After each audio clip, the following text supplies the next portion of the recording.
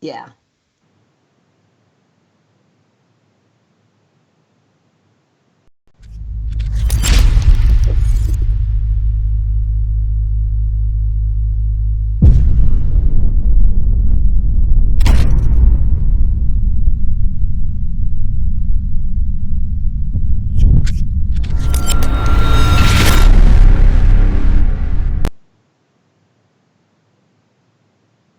Well, hello, everybody, and welcome to the MMA Heat podcast. I am Karyn Bryant. What's up, everyone? Alan Jouban here as well. So, all right, we are here to talk about all things UFC 249 on this podcast. Also, obviously, this week we have a couple of fights. There's more fights on Wednesday and on Saturday as well. Alan, this was the first sport to kind of get back in business. But before we dig in to all the fight stuff, I think we're on day 55 or so of the quarantine, something like that. 56. I think today's day 56 for us here. So, how you holding up? I'm holding up. I think I'm probably speak for a lot of the world right now where I'm getting antsy. I want more to happen, but things are good. I'm making the most of it. Been hitting pads with a friend, and I just hit Thai pad. I just kicked Thai pads for the first time yesterday, so I'm really happy about that because I'm right around 6 months since my ACL surgery. Mm-hmm. First time throwing a kick against something like impactful. So now I can start kind of the building blocks from that. But other than that, things are good. And again, like you said, it was good to see some sports on TV, some live sports on TV again. Yeah, for sure. Well, actually, okay, I need to follow up here. So how nervous were you throwing that kick? I know it was a mental thing because it's committing to the pivot. It's committing to the impact and all that. Right. And so it was very much a mental block. And I felt some uncomfortable feelings in there, but it's just, the knee getting used to that impact and all that again. So it was nerve-wracking, but I built up to it. I've been kind of throwing air balls. I've been shadow boxing with the kicks for a while now, for about 2 weeks leading up to it. So I'm going to do some more today, but it's good progress. Absolutely. Good. All right. Well, yeah, because, it's like you want to come back from that, but you don't want to come back too soon. I'm sure, know, it's like a whole thing, I guess. The belief, you just have to trust it, right? You have to just trust that it's going to work. That the doctor did. I was clear. I went and saw this doctor a couple weeks ago. He said, "You're good. Start kicking this and that." And that was even soon for me. I was even thinking, I'm not ready to kick because that was about 3 or 4 weeks ago. Yeah. But yeah, it held up good. So it's positive news to start a new thing again with kicks. I've been punching for a minute now, but kicking now will be a whole new world. Good. It's exciting. Well, yeah, it was fun to have fights back on and to kind of get back to a little bit of normalcy here. Definitely, I'm still not sure when I get to go back to work, but hopefully it is soon. But anyway, we got a new champ, new interim champ. We have a champ who retired. We have a man who should fight for the title next in heavyweight. I don't know where you want to start, Alan. I don't know where you want to dig in. You want to just start with Gaethje? Where do you want to start? Yeah, let's work our way down from the top. Let's do that with Gaethje and Ferguson. Well, okay, so it was incredible, and we knew it would be incredible. And I will say this at first, even just on the whole night, I don't know how you felt about this. Maybe it's just because the fights have been away for a little while. Like, I spent so much time just kind of looking. I almost wasn't paying attention to who was winning in some of these earlier fights and things like that. Like if they weren't, clearly obvious and stuff like that. I don't know. I just was I found myself at a few points just kind of zoning out and being just like, wow, fights, and just looking at all kinds of different elements of it, less so than concentrating on who was winning or losing. Does that even make sense to you? Yeah. No, what's funny? Saturday morning, I started seeing a lot of tweets about I couldn't sleep last night and this and that. Right. And just people were so excited. For me personally, my routine is on Saturdays, I get up, I do sprints or a workout. I go teach class at 2:00, and then I rush home to get to some of those early prelims. Right. We usually start around 3:30 or so. And with the quarantine going on, no gym to go to and no work, all day I was just sitting around going, when is this going to start again? What time is it? Yeah. It was a funny feeling, just watching fights, knowing that I have nothing to do all day, just waiting for them to start. When normally I try to cram in everything. But I got to say, when the fights were over, I thought, my personal opinion, they fully delivered. Yeah, I thought the event went great. I mean, we had that hiccup with Uriah, obviously, but that worried me, that concerned me, that, man, are these fights going to still take place? Is this going to be kind of a slap in the face for the the city that let it happen, or is it going to hurt the UFC in the long run? But none of that seemed to change anything, the outcome of the event or how the event took place. And the fighters delivered. The only thing that I was a bit sad about, even though I did get used to having no crowd, this was such a fantastic card that if you would have added the crowd, there would have been so many fantastic fights, so many parts of the card or the fights where the crowd would have been erupting. But we were just erupting at home. I found myself screaming by myself. Me too. Francis Ngannou, I'm yelling at the top of my lungs. Totally. It's just me. It's not the crowd going with it. So that was an interesting thing to get used to, but I got used to it, and I think it was a big success.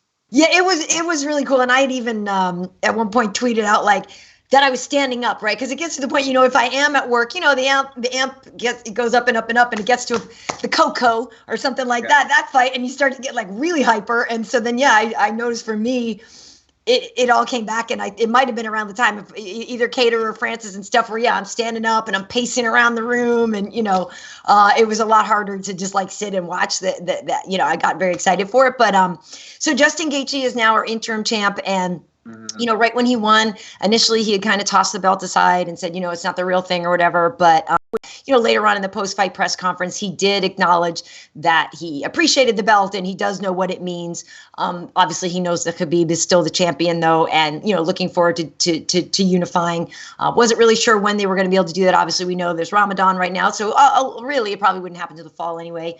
I thought it was an incredible fight. Justin everything right, and it was funny afterwards when he said to Joe, he's like, "I'm good, bro."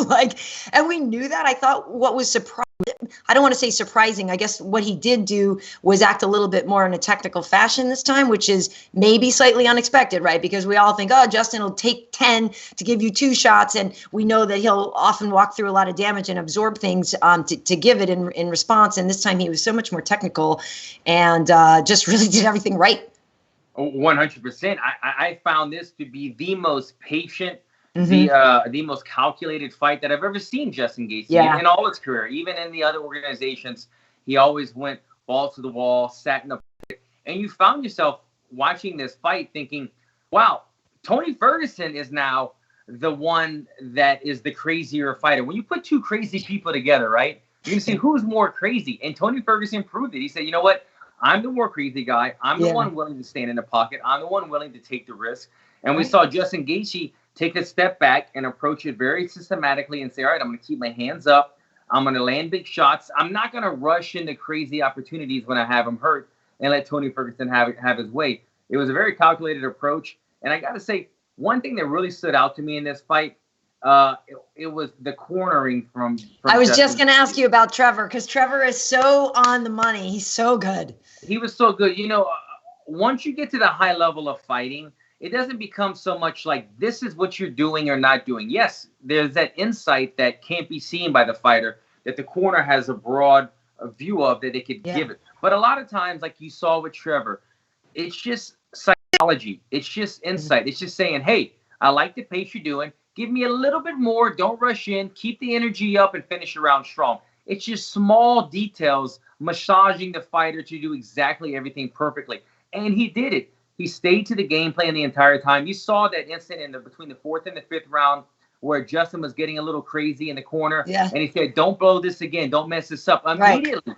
Justin remembered, I messed this up once. No, he said, I messed this up twice. Twice. I know. He was so observant. Normally, when you get into those 4th and 5th rounds, you don't know what round it is. You're thinking, I thought that really spoke to how together Justin was in that fight. Thank you. Yes, his awareness. He was very together. His corner kept him in it. And it's not a knock at all on Tony's corner. But when you compare the 2 corners, Trevor stood out. He kind of went above and beyond with the relationship that he has with this fighter. It was very evident. And I think that this style of fighting is very beneficial for Justin Gaethje. We've spoken in the past how he gets himself, he's getting wrecked after these fights, and he's fine with it. But look how little damage he took in comparison to how much damage Tony Ferguson took.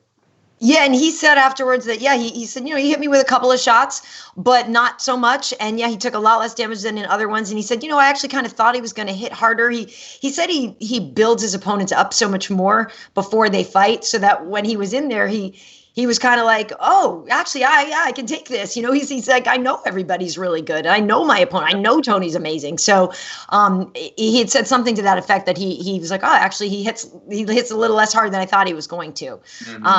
We did see Tony take a lot of damage. He did seem a little bit slower in this, maybe. I don't know. But I don't know. You know, Dana afterwards had said maybe it was because of the weight cut. I don't know, but I do think that that Tony didn't look like the Tony that we always see, but I'm not sure why, if it's just that Justin was fighting a perfect fight or what. So what do you think about that? So I didn't notice Tony looking slower. I mean, obviously in the later rounds, yes, when he's taking damage, but when you're talking about the first couple, I thought Tony had his best round. It was either round 1 or round 2.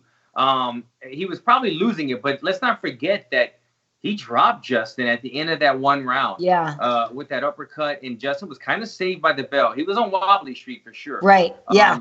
Justin did a great job in recovering and coming back, but I thought Tony looked like himself. It was just a bit of a stylistic matchup where Tony gets away with what he does because he's got long arms, because he hits hard, because he's awkward, and all these things that we already know about him. But Justin does the same stuff, but instead, Justin said, I'm going to stay controlled. I'm going to keep my hands up. I'm going to land big shots, and I'm going to sit back and not follow him too close. I thought it was just a very smart game plan from somebody who also hits harder. You know, Tony's also always been kind of the El Cucuy in every fight, but this time he's facing a guy who's a little crazy as well, but hits harder than Tony, and you start to see that damage add up throughout the fight. But yeah, you know, personally, I don't think Tony looked off. I think Justin more so looked on.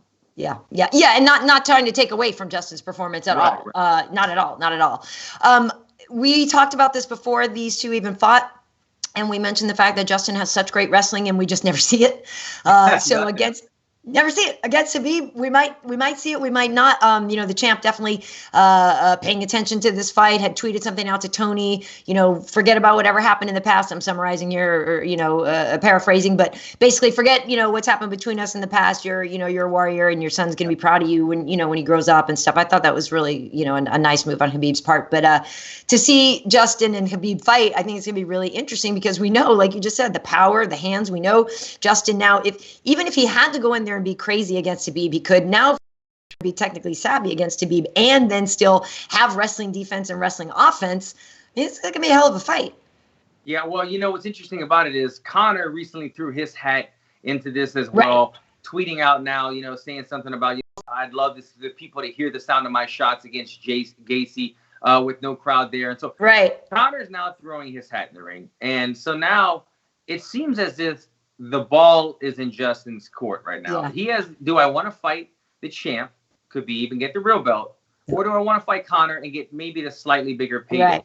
Yeah. I say slightly bigger. I don't know the numbers. But yes, that's the leverage to fighting Conor. You get the views, you get the money. But does he want that or does he want the real gold? I don't know. I feel like there's a realness about Justin. And we saw the display of it, right? We saw that display at the end of the fight where he threw the belt off and it seemed a bit disrespectful. But then he got very kind of poetic with his realness and was talking about like his mother and his father and how he's a savage in the cage. But once he leaves the cage, it's about being good to people and helping out. And what I'm getting at is that led me to believe that there's something deep down in Justin that says, you know what, I want to be a world champion. Screw the money, screw the Conor, screw this going back and forth being a bad person. I'd rather just fight and be the best person in the world. So I'm leaning towards him taking that fight against Khabib and not falling for the bait that Conor's putting out there. Yeah, I hope he just waits for a title fight. I think that would be better. If I'm him, why wouldn't you? And he talks about always wanting to test himself, improve himself. And so, I don't know why you wouldn't. I mean, obviously Conor's an incredible fighter too, but why wouldn't you want to just go for the gold? So I think he would do that. And like you said, just really positive things to say, on the mic and everything. And I did get to spend some time with Justin, like we were saying, on the road last year, getting to know people more and just hanging out with them and stuff like that. And he's just a quality dude, and an incredible fighter. So I do hope we see that in the fall. For Tony, I hope he heals up okay. Obviously, we probably all saw the video of him dancing in the hospital. I mean, look at him with his lovely wife and stuff. But Tony looks, banged up for sure, and the orbital is broken. And there's some real damage there. So I hope that Tony heals up okay. What did you think of the stoppage? So I'm glad we're getting to that. I wanted to speak on it. And you know me, people of the show, you, Karyn, I do not like early stoppages, and we're going to get into that in the co-main event, obviously, with Dominick Cruz. But this stoppage was at the absolute perfect timing. Yeah. I was very happy. The thing about 5-round fights that is starting to, I don't want to say worry me, but this is the deal. We elected to have the 5-round fight some years ago, where even if it's not a title fight, if you're the main event, you're a 5-round fighter. These 5-round fights are showing that they're taking its toll on the fighters. Every 5-round fight as of lately have been somebody getting very injured, very stitched up, an orbital bone broken, et cetera, because that extra time inside the ring and so much at stake, it's just taking a lot of damage on fighters. And I'm not saying it's bad for the sport in any way, but I'm saying the more 5-round fights that we do, it is taking fight years off of fight. It is taking fights away from fighters' careers, because you've never seen Tony take this kind of damage in a fight. This is the first time, and we've been seeing it with the Paul Felder fights, all these other fights where these guys, they're in the hospital for days and days and days that they would not have been in a 3-round fight. So I'm not trying to make a point of this, saying it's a bad thing at all. But going into this fight in the 4th and 5th round, I started really worrying for Tony's health, because he was taking so many dramatic shots that would have put other fighters out. But Tony is too tough for his own good. Yeah. And I would not be surprised, Karyn, if that last punch that hit him, where he started shaking his head and we're like, what's he doing? What's he doing? That was probably the orbital bone break right there. And he's feeling something moving or something weird. So for the ref to step in right there, I was very thankful. I do not want to see Tony have that bone then fractured in multiple places or have an extra concussion when it was unnecessary. Nothing was going to change in the fight. So very good stoppage. Even worse things could have happened. 100%. I was worried about him. Yeah. So glad that it was stopped when it was stopped. And I do actually wonder, if Justin would have shot for a takedown or something after that. You know what I mean? Instead of punching him down. It's because you start to have a bit of sympathy or empathy, even as a fighter. I really don't know if I was in Justin's shoes how I would have felt. But watching it from TV, it was evident that he was just trying to keep it all together. His legs were not out from under him. He's dripping blood from 5 different places. His eye was being shut. And we've never seen Tony look that wobbly and hurt inside the octagon. And again, it was a great stoppage. Tony, being the warrior that he is, was upset with him at first. But that's the fighter. That's the fighter in all of us, not being able to take care of ourselves the proper way. That's why we have referees that can see it from better perspectives. Yeah, for sure. Well, Wade had said he saw an article where I guess Trevor was even saying, Justin, maybe pull back a little. Maybe don't, you don't have to throw everything at this point now, because it could get bad. It could get bad. Well, when we're speaking of stoppages, Henry Cejudo but now gone. I mean, he is gone. He is retired. He stopped Dominick Cruz at the end of the 2nd round. And I also was okay with that stoppage. I tweeted out something like, it's really hard to argue about that stoppage from a couch because it looks 100% right. And I'm arguing it, though, because I just want to keep seeing them fight. And, and it's 2 seconds left in the round, and it's freaking Dom versus freaking Henry. You know what I mean? And so it was like, I felt a little bit robbed of a good time, but in no way, shape, or form did I think that wasn't the right call, because it did look to me that Dom was taking too many unanswered shots. And even though I know, he was upset and it looked right to me at the time. Yeah. So I'm on the opposite side of the fence on this one. Okay. I get that he was dropped and hurt, and I get that he took, I think they said 11 unanswered shots. Yeah. It's tough to argue that. But I think Dom put it very well for being someone who just got wobbled, that got dropped. For him to speak that clearly and say, "Look, I was on the rise." I mean, he was. I know he's he just did a dissertation afterwards. You're like, dude, I think it was okay. And that's what I'm saying. I know, because I knew there's only 2 seconds left too, and I know Dom could have kept going, but at the same point, I understood why they stopped it. Yeah, but yeah, that stoppage reminded me a little bit of my stoppage when I fought Niko Price, when I got hit, and I was definitely hurt, man. I don't even remember what happened. Right. But I was getting up, and it's just like, if you could give him 10 seconds to shake the cobwebs and get it, then do it. And you know, another thing that I really liked, it just reminded me of it. Dominick Cruz also said after the fight, he goes, I specifically told him, right, do not stop the fight if I get hurt. And I've said this before. I say that every fight right. when I have my referee meeting, I say, look, I get knocked down. I get in fight of the nights all the time. Don't stop it, because I almost 90% of the time I pull through. It's just my style. And Dominick must have known that look, I might get dropped in this fight. So for him to tell the ref that and him to be getting up, I would have liked to see a couple more, just because he did get hit 11 times. But in my opinion, they weren't damaging shots. They were like, yeah, they were flurry. I'm going to flurry you. I'm going to put the pressure. I'm going to make the referee make a decision, which is the smartest way to fight these days. We know now that we can kind of dictate what's going to happen. If I hit you enough times that I look at the ref, he has to make a decision. Was not a bad decision, but Dominick Cruz stated it. This is a championship fight, the highest caliber in the world, and I was on my way to recovering. Give me an extra shot. So I would have liked to see more, but he also said one thing that made sense. I put myself in that position. He capitalized on it. I can't get mad at it. I shouldn't have got hit in the first place. Well, right. And again, 2 seconds left in the round is why I was also screaming, you know what I mean? And freaking out. And I just know, I've worked with Dom a long time, and I've known everything that he's gone through. I've seen this man go through so many ups and downs, and it was such a triumph for him to get in there again and get a title shot, a fight that he definitely could have won. It wasn't out of the realm of possibility there. And so I feel it was more kind of like the heartbreak of like, oh, this sucks. Like, come all the way back and then have it taken away from you like that, where, like I said, I'm okay with it, but I'm not okay with it at the same time. And I feel like that's actually an okay position to take. But that said, Henry retired after. And if you looked at the post-fight press conference or anything like that, it looks like it's going to stick. It looks like it's real. He was talking about the fact that he's been competing basically since the age of 11 in wrestling, and that once he had his shoulder surgery and he had some time to take off, that he realized how much he enjoyed taking time off and living his life, because he hadn't done that since the age of 11.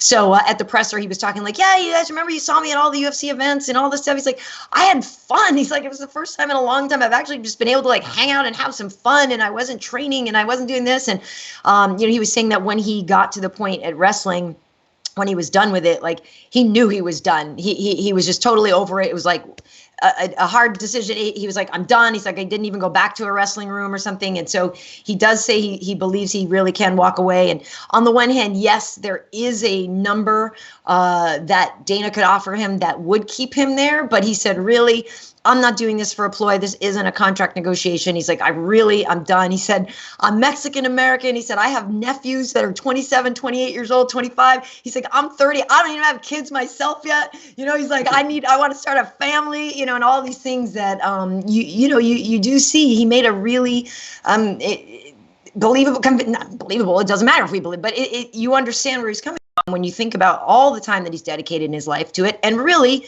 what else do you have to prove? You beat Dominick. You beat TJ. I mean, yes, he could have maybe fought Jose Aldo. He did say he would have loved to have beaten the best 25er, 35er, and 45er, because also he beat Demetrius Johnson. But, like, what else do you have to do anyway? Like, I right off into the sunset, Triple C. Thanks for the memories. Have a great life. What? Why not? Yeah. No, I get it. Like, nobody could fault him for wanting to leave right now. Yeah. With the resume that he has put together. I know some of the other fighters. Let's take Dominick, for instance. He said it when they interviewed him. He said, now what are you going to do? You're going to get back in the gym now that the champ is retiring, now that Cejudo is retiring. And Dominick's response was, look, I could have done what he did as well, but I didn't. I'm staying here. I'm here grinding it out. I'm trying to be the best ever, and do that. So it's just it's how you're looking at things. Do you want to grind it out? But is Henry the best ever now, though? If Henry beat the best other people and he has the gold medal, and like. He's already put himself in the history books, 100%. Yeah.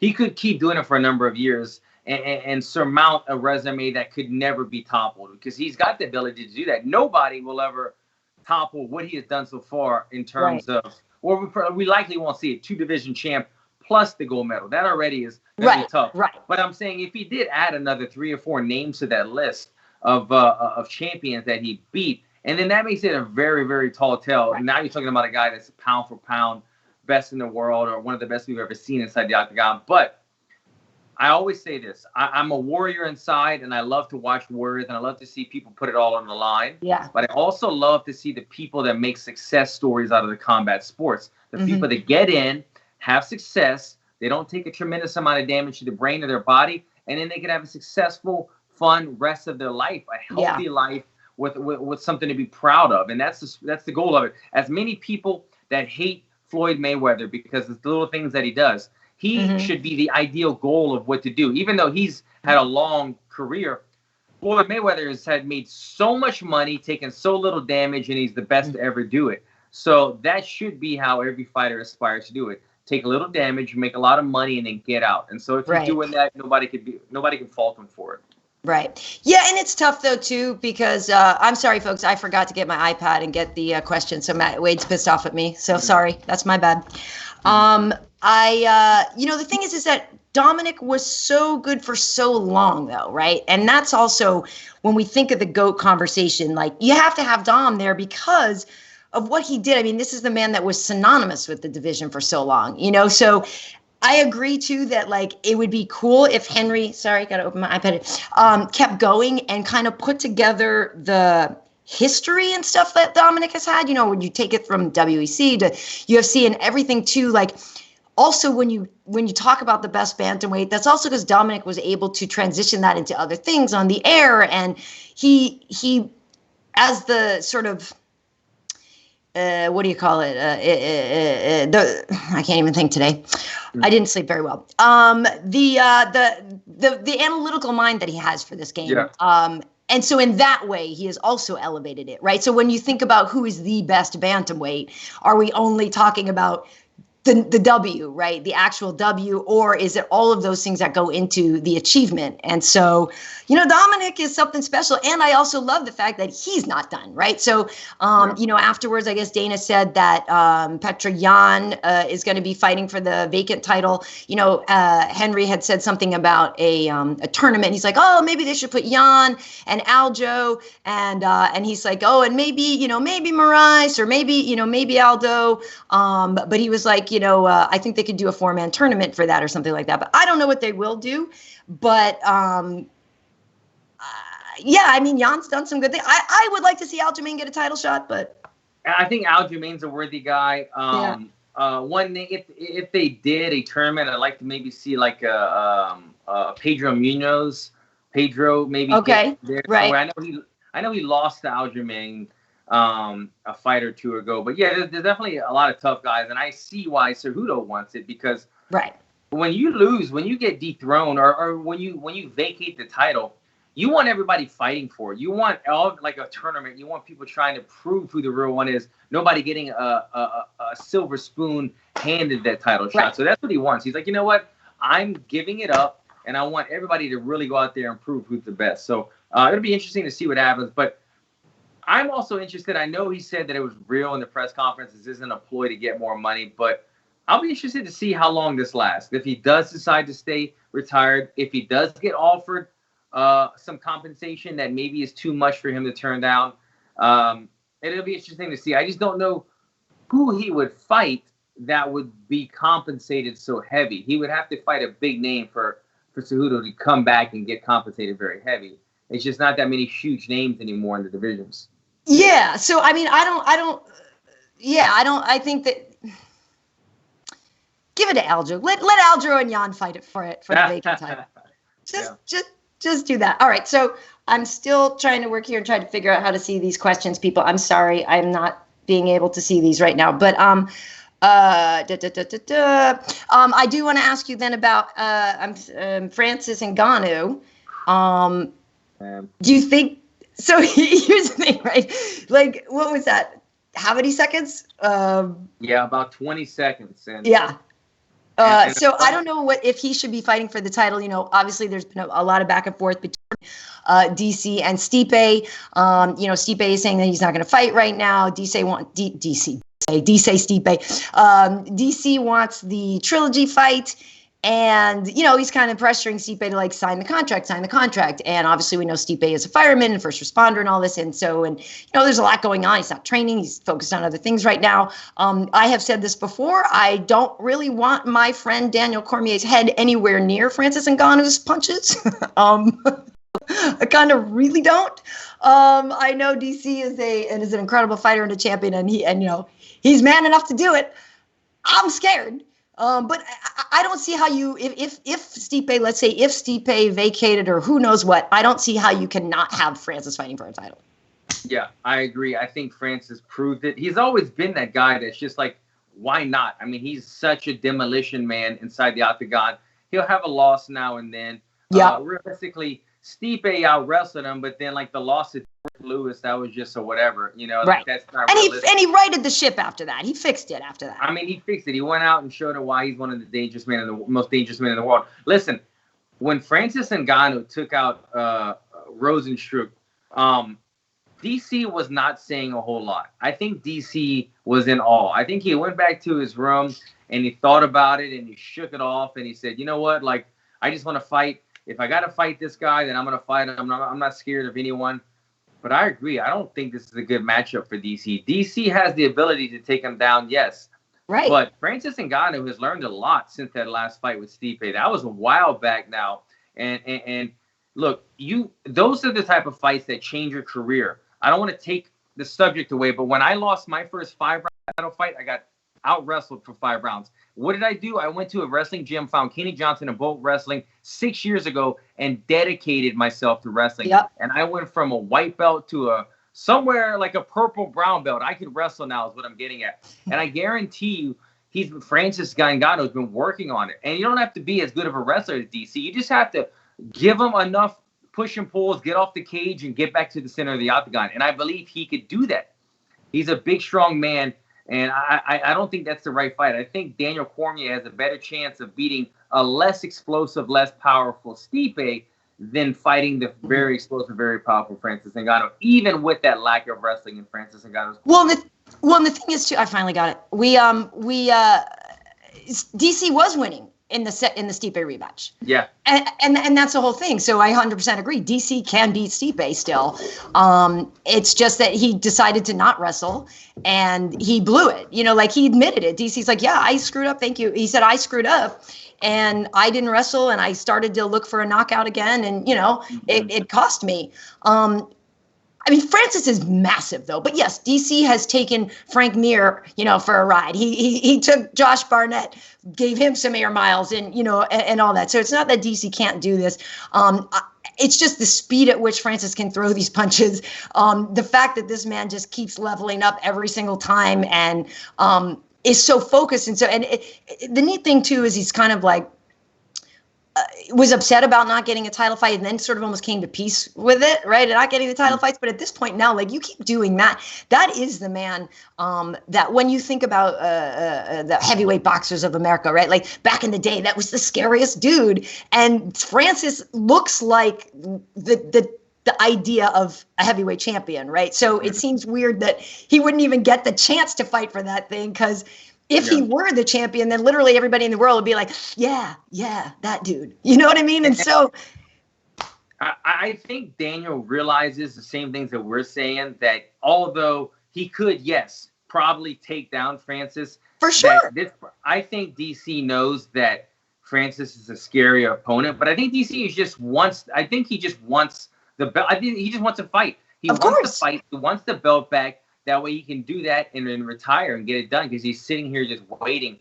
It's understandable from Stipe what he has going on in life right now. And not even if he wasn't doing any type of volunteering or whatever, I get Stipe's argument. Look, I can't go to the gym right now and find 5 great training partners who I trust are healthy and have a space to do it. It's tough right now to get your coaches and your cornermen to have them to be their families to trust you, et cetera, et cetera. So there's a lot going on. But I do think that Stipe needs to just determine a reasonable date and say, look, I'm not ready right now, but I'll pull the trigger on 4 months from now. Let's sign a contract for 4 months with a clause saying that if we're still in lockdown, at least do something to get it moving. The way that he's doing it and just saying like, look, we're in quarantine, I'm not doing it. that's why Daniel's saying, okay, well, you need to get stripped and all these things are coming up. If you would just give us a little reasoning other than what's going on in the world, saying, look, give me a timetable and then we'll fight, then I think that would help. But I agree. Francis Ngannou, I don't like the matchup with him in DC. Look, you can compare this fight. The only thing that's kind of comparable, Anthony Johnson fought DC back in the day. Daniel Cormier was able to take the power of the hard-hitting Anthony Johnson. But he goes, I've never been hit that hard in my life. Then he was able to take him down.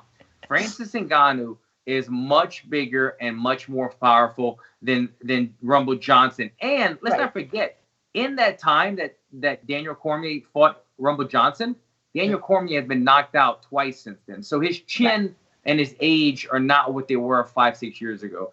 I don't like the fight. I don't know why. No. I'm worried for my guy Daniel. And the thing too is, and I always say this, that I like DC so much that I'm always nervous for him when he fights. And then once he starts to fight, I'm like, oh yeah, he's really good. Like I always forget, but I just get nervous. And Francis is so scary. I mean, what if Rumble, there's been talk of Rumble coming back. Just let Rumble and Francis fight each other or something like that. That would be incredible. But, like to your point about Rumble and DC, he would joke about that, like that fight when he knocked him down and then he like looks up, he's like, oh, he's still coming for me. You know what I mean? And, luckily, DC won the fight. We know he knows how to beat Rumble. But, he fully admitted, like, that's a hurricane coming after you. And, you don't want that. All right. Well, now that we have that I finally got it working, let's look at some of these questions here. So let's see. Well, first, thank you, Lil Snoop. We have a friend named Lil Snoop who joins us for this podcast and for Killing Even More, which Megan and I did last night too. You guys can watch that if you're a fan of Killing Eve. Last night they went back to Russia and we learned all this stuff about Villanelle, which is really cool. But yeah, Lil Snoop is a big supporter for us that we definitely do appreciate. So a few people in here saying that they're not buying Henry's retirement. I don't know, Joe Boza. I don't know if he's scared of the competition. I do think it's contract. I think it's part of the negotiation, but I don't know necessarily that. I think it could be real. Let's see. I want to get some questions before we move on. I guess do you want to talk about that Calvin Kattar fight and Jeremy Stevens? Who you thinking? Like, I'm not sure which ones, Alan, after these are Cowboy and Pettis obviously were big. George St. Pierre's in the Hall of Fame. Yeah, let's get to briefly on Calvin Kattar, Jeremy Stevens. Let me say something. Okay. Watching that fight, I acknowledge two things that are very important. One, Calvin Kattar is a smooth striker. He is so good. You look at him, and he doesn't have that body type of like a cut up guy or whatever. But he has this very smooth swagger, very calm and relaxed. Doesn't get mad. Doesn't get aggressive. He gets hit. Continues forward. He's got this kind of silent cockiness about him that I really like. I really like the way that he moves. And secondly, the way that he knocked out Jeremy Stevens was so reminiscent of every time Jeremy Stevens knocked somebody else out. He's always looking like that. Somebody face full of blood, out on the mat, unconscious. And to see Calvin Kattar do that to Jeremy Stevens was shocking. I'm very impressed with him. And I think he got gypped on the bonus. How are you going to give Justin Gaethje a double bonus? I mean, look, Justin Gaethje deserving of it, but Calvin Kattar deserved the bonus for stopping Jeremy Stevens like that. That was really respectful. That was amazing. It really was. Well, a couple things that you just mentioned there. Yeah, Justin getting that bonus. So apparently Justin Gaethje has 9 bonuses in 7 UFC fights. So do that math. That's pretty awesome. And yes, Calvin Kattar is a badass because he's from Boston. All right. That's what's up. But he's good. Like, he's good, right? So, I was in Russia when he was fighting Zabit. And we've talked about this before, how that was a 3-round main event, and he was really coming on strong at the end of that. We all know how good Zabit is. And Calvin was really starting to put it together later in that fight and believes that if he had even maybe one more round, he could have beaten Zabit. So, the thing with Jeremy is that this is actually basically the exact fight that I expected. I don't know if that's what you thought you were going to get, but like, that's what I thought we were going to get. That's what we loved it. I'd spoken to Calvin beforehand. We did an interview and he was like, yeah, we're the perfect fight. We were kind of joking that it would have been cool if that could have been the first fight, the whole comeback, right, of UFC coming back. Initially we thought it was going to be on Fight Island when we did this interview, but he was saying we're the perfect, we meaning he and Jeremy, he's like, we're the perfect fight for blasting the cobwebs off and just like, saying F you to Corona and like putting on a good fight. And they definitely did give us what we thought we should get from them. Jeremy now, I don't know what the future holds for Jeremy because he is on a losing streak, but Jeremy only ever fights great people, and he has, I believe, 35 or 36 UFC fights. I believe it's 30, an incredible amount. And I don't know if it's that he, if people are climbing and if it's paths crossing like that, or if he's just he only fights good people, and Jeremy is starting to get figured out, I guess, and that's the thing maybe. But it was a fight I expected, and I'm happy for Calvin though to move forward and get on the win streak again, because I do believe that young man has a great future in the division. No, 100%. And you bring up Jeremy Stephens. One thing I never quite understood with Jeremy was, and not with him, it's just he's a guy that, like you said, he fights the toughest competition in the world. Mm-hmm. He's got a ton of fights in the UFC. I think you mentioned that he's got like more fight time than he's in the top 5. Exactly. Yeah, I think he passed Frankie or something the other day. Yeah. Minutes inside the octagon. Yeah. Fights the best guys in the world. He's been a part of some of the biggest fight cards in the world and press conferences. Who the fuck is that guy? I mean, he's known from those type of things. But yet, I don't feel like Jeremy Stephens is like a huge name or identity, I might say, inside the UFC. Hardcore fans know him, but it's not like a guy that he walks on the street and people are stopping him. For as many fights as he has had, and you look at his resume, the people that he has fought, the people that he has beaten, you look at his highlight reel, one of the best highlight reels you will have in all of MMA. I mean, it's crazy, the knockouts and the savagery that he fights with. But I feel like he's never been like a star in the sport as much as he's been like more like the dog in the fight that you don't want to get in a fight with. So I guess what I'm getting at is I don't want him to end his career without getting that notoriety, that money fight, some of those things that come with it. Because I feel like he's always on these great cards and always fighting tough guys, but he's not a huge superstar inside of MMA. We just know him as being like one of the funnest fighters around. Well, yeah, that's exactly it. It's like anytime you see his name on a card, you're like, oh, cool, fun fight, Like, it's like, sure. So that's what I mean. That's the thing is he's like, unfortunately, sometimes terms like journeyman sound bad, right? And you don't want it to be that way. Like if we need to come up with a word, or maybe there's like I said, did not sleep very well last night. And words are usually my thing, but like for somebody who just consistently throws down, shows up to throw down, you know what I mean? Somebody who's just always there, wins a lot of them, cracks a lot of people, knocks a lot of people out. Maybe is never going to be champion, but is way worth your time. Like I don't even know, but that's who Jeremy is. He's a guy that has delivered so many solid fights for us for so many years. And I've said this before, like there was one time this misunderstanding with something that had been said about a coach or whatever by a coach about me, but Jeremy like came up to me, looked me in the eye, apologized for what was said, da-da-da-da-da. Like I have such a high level of respect for him. And just, I don't know what the future holds for him, but, you do see when people start to, go on a streak if they're not winning and you wonder, when they're going to stop or if they're taking damage. I don't know. I don't know what his assessment is. But I just think thanks for throwing down for us all the time because you're awesome. I think a proper comparison of what I was saying and like the word that you couldn't come up with is he's kind of got that Cowboy Cerrone thing where like, he fights anybody, anytime. He fights only the toughest guys in the world. But look at Cowboy Cerrone. Cowboy Cerrone has millions of followers, makes a ton of money in comparison to Jeremy Stephens. Jeremy Stephens doesn't have that type of notoriety. That's what I meant. And Cowboy Cerrone is also a guy that you would never call a journeyman, but he's a guy that you kind of know is going to have his highs and his lows and has never really obtained the championship status as Jeremy Stephens. Right. Yeah, I mean, I think what it comes down to is that in the difference between those two, because I 100% agree with you that they're cut from the same cloth. It's just that Donald is a little chattier, you know what I mean, on the mic, and had like a persona or whatever, but very much in terms of like their willingness to just show up and fight for our amusement. Definitely the same kind of people. So Greg Hardy got a win as well over Yorgan De Castro. So that was that. Whenever he fights, people are always like, why is this fight on the main card and, on the pay-per-view and this and that? Like, we know he's a football Pro Bowler. Has a lot of audience, a fan base that know him from there, and he's been winning fights in the UFC. A lot of people were, giving him a hard time at the beginning, and he's had a real uphill climb in terms of winning over fans. Don't know if he's won him over yet. I think when he went over to Moscow to take on Volkan, it was Volkan, right? That was the or Volkov rather, that was a big deal for him, and it was short notice, and it was a huge jump up in competition for him, and he didn't win. But I don't know if that made some people think about him a little bit differently. I don't know. When you talk about Greg Hardy, there's all these other things that come into play that whatever we're not talking about. We're just talking about the fight, though. This is a man who won another fight in the heavyweight division, and he's getting better.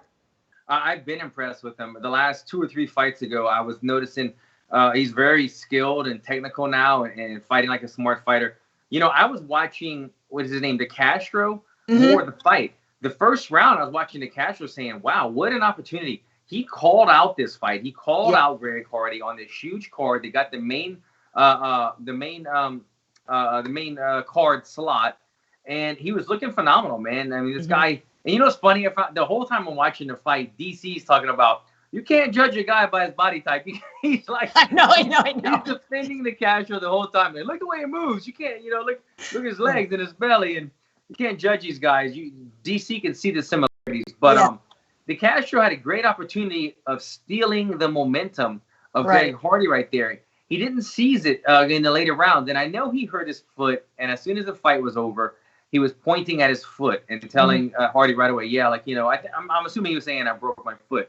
Right. I got to say this to De Castro, though. De Castro, I'm a fan of yours, and I was rooting for you that whole fight because you were looking so impressive, and I wanted you to set that momentum.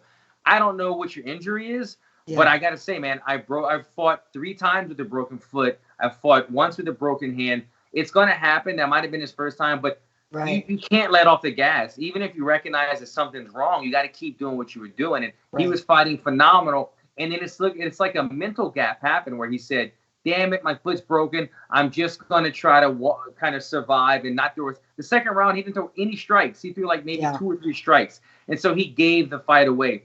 If he's not dying in pain, he needs to continue fighting because he had the opportunity to win that fight, broken foot or not. So I'd like to see him just correct that wrong because it doesn't mean you're out of the fight even though you broke something. Right. Gotcha. But I mean, the next thing, I don't know who they'll give Greg next, but he's been keeping a pretty active pace. The fight in Moscow was in November. So, he's staying active and he's winning. So very active guy, and he's looking better and better. Yeah, he definitely is. So let's see if there's any questions here. Oh, people, the Thug Nasty, Lil Snoop, Thug Nasty was awesome. We can talk about that one, or if you want to talk, I actually do, Alan, want to get your take on Cowboy and Anthony though. The eye poke. How do you feel about that? Right, because there was kind of an eye poke, and then it seemed like did Anthony kind of press forward then and take advantage of that? Like, was that dirty? Was that whatever? I mean, a fight's a fight. I'm curious what your take is on that whole thing because I believe both of us really, really like both Showtime and Cowboy there. I don't think either of a guy would ever do something dirty, whatever. So I just think, it's a fight. Incidental eye poke. The referee didn't catch it. And honestly, when you poke people in the eye, sometimes you don't really. I know that I've put my hand out there and I'm like, no, I didn't do it. And then I look back and I go, oh man, maybe I did kind of glance. Right. So I'm not sure if Anthony was aware that he did or not. Cowboy definitely felt it, but the referee did not see it. And so if you're Anthony Pettis and all of a sudden Cowboy's showing a weakness, you're going to exploit it. You're going to jump on her, especially in such a close fight. It wasn't an amazingly fun fight the first couple of rounds, but the latter half of the fight, the second half, especially the last round, the last minute, things really started to open up. I got to say, Karyn, I don't know how you had it. This was a very close fight. But I thought Cowboy did enough to get the victory because I thought he won. It was either 1 or 2. I thought it was tied going into the third. And I thought he clearly won the third. I don't want to say clearly, but, they both landed head kicks. Cowboy finished the strongest despite the eye poke and all. But I thought Cowboy had won that fight by the slightest margin, not highway robbery. But what was your take on it? Yeah, I don't know. Like literally, I think that was still that I was still in my hey, wow, fights are on phase. You know what I mean? Like, and not. It was so close, and probably that's why too on that one I really wasn't sure who was winning, and it was so close. And then I was thinking, okay, Anthony won the other one. Is he winning now? But I think I did see more things that Donald was doing, and I guess also too maybe I was focusing more on Donald because of the fight with Conor and him saying that things weren't going that well, and then so sometimes you really focus on sort of what is he doing this time, or you're just kind of spending more time looking at what their success is in this fight in this situation. So there were times that I probably did kind of notice Cowboy doing better, but then at the end, I don't know. I couldn't be mad. I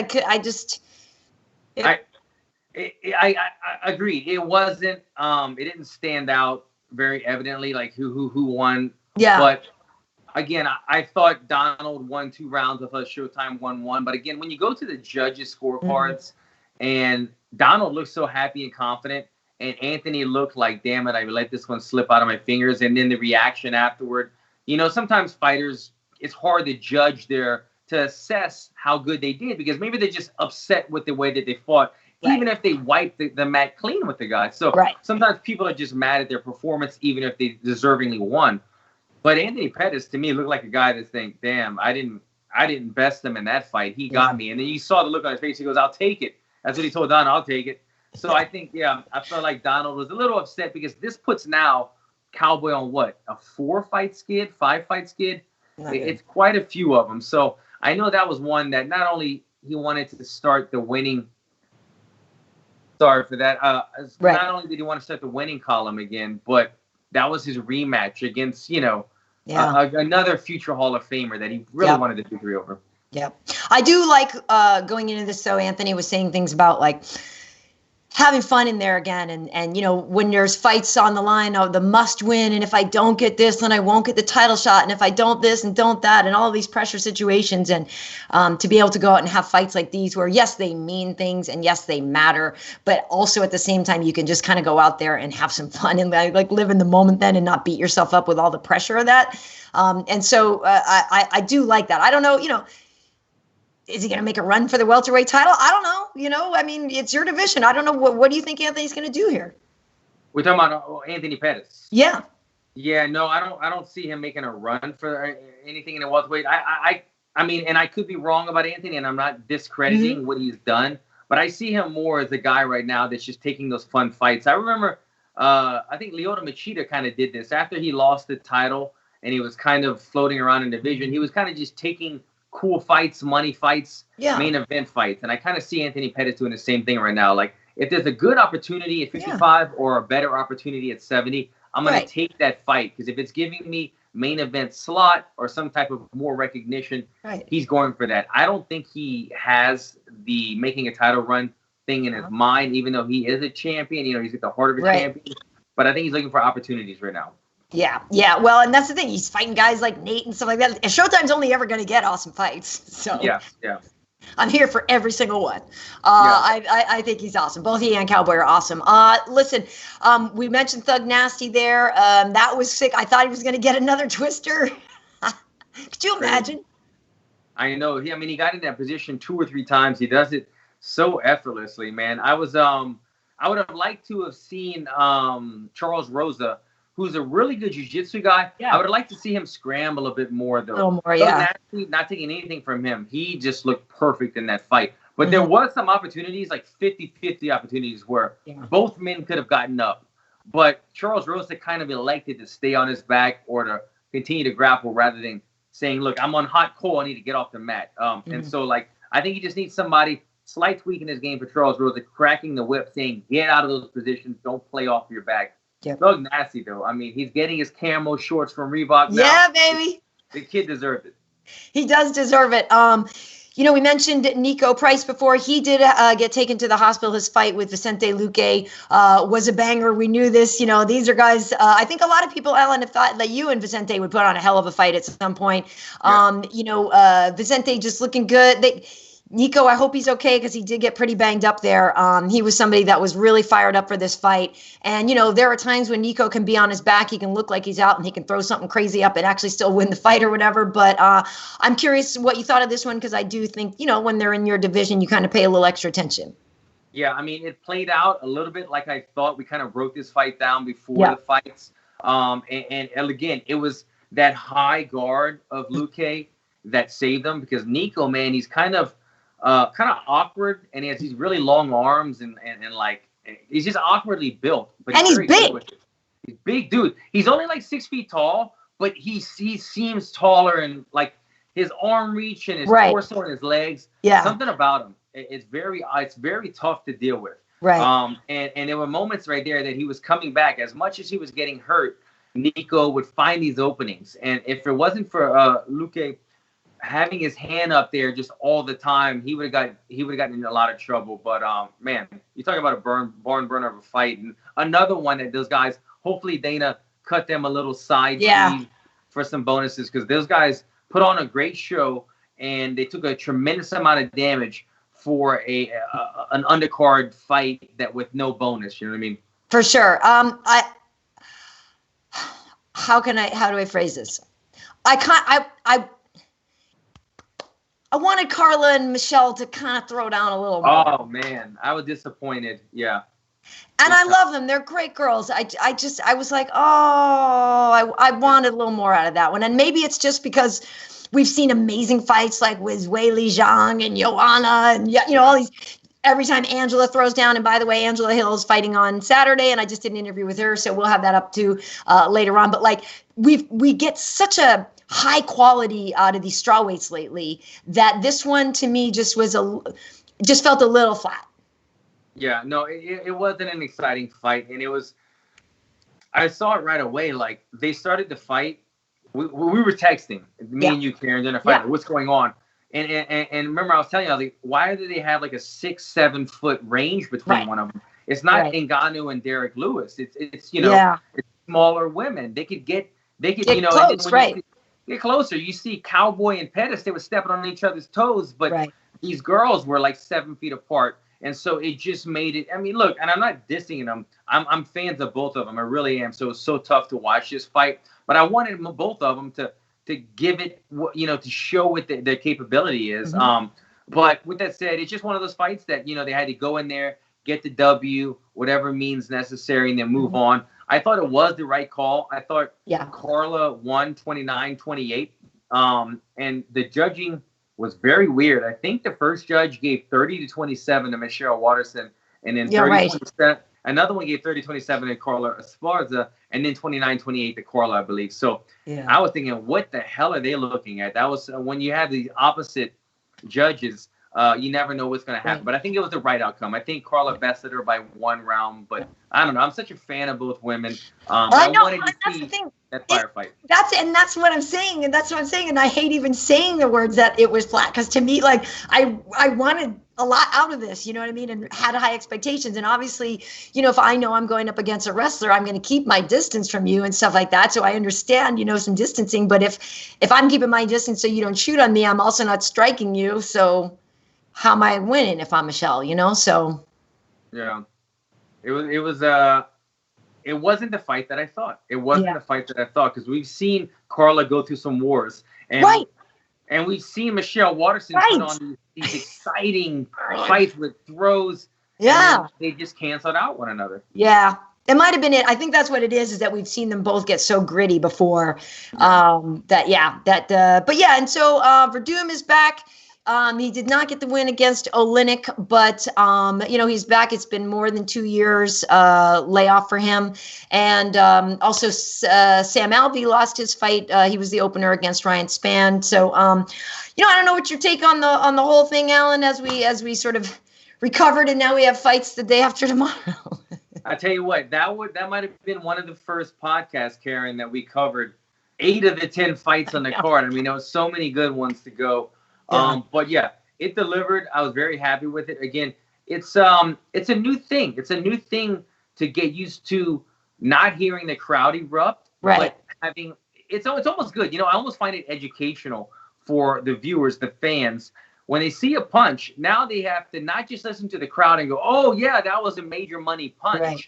They have to see and look at the damage that it inflicted and hear the sound of it and go, "Okay, was that clean, or did it just make a loud sound, or did it, because in fights so many times the crowd or the commentators dictate how we think, and especially the judges. The judges don't always see the good angle. They're sitting at the cage, but if somebody's back turned, they hear the crowd erupt, they think, oh, that landed. But a lot of times it doesn't always land flush. So it found me watching fights much more closely and listening to the sound of the impact and looking at the way that the fighter that got impacted by the punch, how are they recovering? So it's a different style of fighting. But I'm happy that it's back, and I'm enjoying it and looking forward to the next one on Wednesday. Yeah, well, it definitely does make things interesting in terms of the cornering too, right? Because you can hear everything. Like, she's tired, he's tired, da-da-da. Like, so, it's definitely going to come into play when people are speaking different languages. It'll definitely help, our codes. We're going to need the Mark Henry coding out there a lot more, because if everybody can hear every single thing you're saying, and, it is going to make a little difference. What's up? Joseph Boza had a great comment. Oh, okay. Carla admitting that she could hear DC. Oh yeah, so I guess Carla was even saying that she could hear the commentary team, and it helped her get the win. That's a little awkward. Carla seeing the commentary. Yeah, I guess Joe is saying here. Joe Boza is commenting here, saying that Carla said that she could hear what the analysts were saying, and then I guess made adjustments or something based on what DC and that's. I mean, that's interesting. Oh, I do remember during the show that saying that when Michelle Waterson would switch to southpaw, she should run the single and then double on orthodox or something like that. Right, so that might have been the adjustment that she made. But I feel like that's stuff that she probably already knew. And then the same thing with Hardy. Hardy was like, thanks to DC for saying check the kick or something. I'm like, well, yeah, you didn't know check the kick after 15 kicks landed. I mean, but I get what they're saying. You know what? Sometimes it's not what you already know. It's just reminding you in the moment. And they got reminded of it, and they made that adjustment. So I'm happy that both of them could do that. Right. Well, on Wednesday night, Glover Teixeira and Anthony Smith are going to fight each other. So the Glover interview is already up. And I spoke with Anthony on Saturday. Wade'll just be editing that one, and it'll get up a little bit later today, I guess. But both great guys. You know what I mean? Both. So Anthony is ranked number 3 in the light heavyweight division. Glover is currently ranked number 8. All these guys trying to look at John Jones a rematch. Anthony was looking for a rematch. We talked about the fight that Dominick had with John. We talked about what he could do differently. Obviously, we talked about the matchup with Glover. We talked about the home invasion and stuff. So definitely look for the Anthony interview a little bit later. And I gotta be honest. It's funny, Alan, because when I talk to sometimes when I'm interviewing the guys that I work with, we just yapped for a long time, and I hope people enjoy the interview, because when you watch the interview with Anthony, now you'll know what it's like when we're just sitting around at work, because it actually just kind of felt like the two of us just sitting around at work. That's how it is. So it's a nice long interview. We dig into a lot of stuff. And hopefully people will enjoy that one. And for Glover, he's just the most lovely guy on the planet. And, talking about how he's just been fighting for so long and still making a run for it. Anthony said he wants to try to submit Glover. Glover's got his response for that. I think it's going to be a great fight. And Glover's on a tear still. Even though the man is older, he's incredibly dangerous still. And that should be a really good fight. Agreed. I was kind of seeing some of the highlights that UFC put out today. And the one thing that I'm noticing, that Glover doesn't quite seem to be as fast as he used to be. And I think maybe Anthony might be looking to exploit that, although he did say he's going to submit him. So that would be very interesting, because Glover probably has the better wrestling. Anthony probably is better off his back when it comes to jiu-jitsu. So if that matchup does happen where they end up finding themselves on the mat, I'll be very curious to see who's attacking from where. Yeah, and it's funny because they both talk about that too. So in these interviews, they're well aware of what they're getting into. You know what I mean? They know their strengths. They know, the advantages. Obviously, Anthony is going to have a youth advantage, and yes, a speed advantage. But he's coming back after the hand injury. Glover's that and we talk about how Glover can be so dangerous with his counterpunching. Just when you think you're winning, you're not. So got to look out for that. But also, like I said, on Saturday, Angela is fighting Claudia Gadelha, and I hopefully will be getting an interview with Claudia too. She texted me back right before we went, so hopefully I can get her this weekend as well. But we'll be editing that interview. Angela's such a fun girl. So she is the co-main event to Walt and Alistair, and Walt and I have also been playing a little phone tag stuff, so hopefully going to be catching up with him as well. But I don't know yet when I get to go back to work, bug the folks over there at the UFC and tell them you need our shows back, because it's just hard with everything on remote and limited amount of people places. So we don't really know. It's kind of a bummer. I know. I want to go. I don't know. I'm the same as you. I want to just get healthy and fight. And if I'm not fighting, I just want to get on some of these shows or do some stuff. Like it's fun. Like we're actually chatting about a fight that just happened. We're not reminiscing, or we're not. I know. Like we're actually like, look at this. We just covered 8 fights and then another fight card in an hour because we love doing this stuff. And right. so I hope they have more of it, and then both of us can get you know, some more work going on behind the camera as well and everything. But yeah, the more the fights, the better for everyone right now. Cool. Well, then maybe we should do this again on Thursday. We should do like a short one post game for Glover and Anthony, and look ahead to Saturday's fight. So we could talk about it.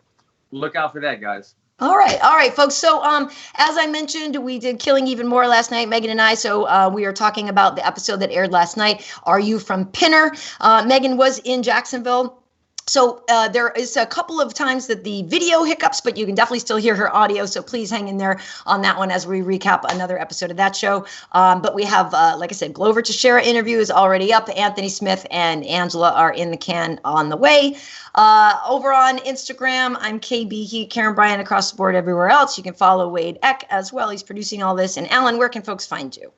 Yeah, and on social media, guys, you can find me at Alan Jouban across all social media. And then if you want, also, I do a little show now and then, Now or Never on ESPN with two guys, Khabib and Rich. If you want a very, very short summary of the fights, I mean, I get like 3 or 4 minutes, so I got to go quickly. But if you want to check out a little bit of that stuff, you can check that out as well. I'll be on their show later tonight. Cool. All right, so I got to go get my jump rope in. I haven't jumped yet today. Hey, I'm going to get some I got 1 or 2 friends coming over, hitting the backyard, hitting some mitts after a while. So nice. Same thing, get my workout in.